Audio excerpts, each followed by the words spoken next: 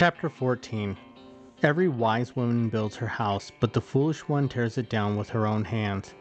He who walks in uprightness reverently and worshipfully fears the Lord, but he who is contrary and devious in his ways despises him. And the fool's own mouth is a rod to shame his pride, but the wise men's lips preserve them. Where no oxen are, the grain crib is empty, but much increase of crops comes by the strength of the ox. A faithful witness will not lie, but a false witness breathes out falsehood. A scoffer seeks wisdom in vain, for his very attitude blinds and deafens him to it. But knowledge is easy to him who, being teachable, understands. Go from the presence of a foolish and self-confident man, for you will not find knowledge on his lips. The wisdom, godly wisdom, which is comprehensive insight into the ways and purposes of God, of the prudent is to understand his ways. But the folly of self-confident fools is to deceive. Fools make a mock of sin, and sin mocks the fools who are its victims. A sin offering made by them only mocks them, bringing them disappointment and disfavor.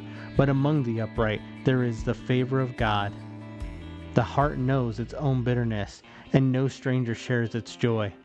The house of the wicked shall be overthrown, but the tent of the upright shall flourish.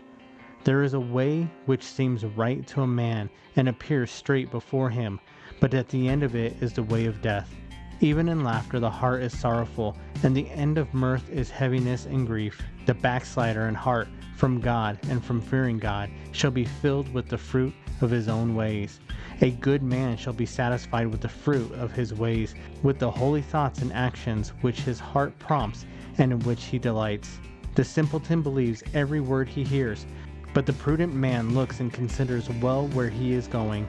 A wise man suspects danger and cautiously avoids evil, but the fool bears himself insolently and is presumptuously confident.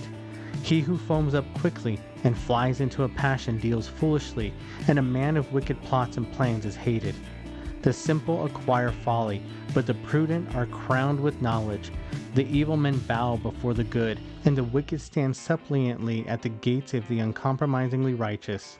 The poor is hated even by his own neighbors, but the rich has many friends.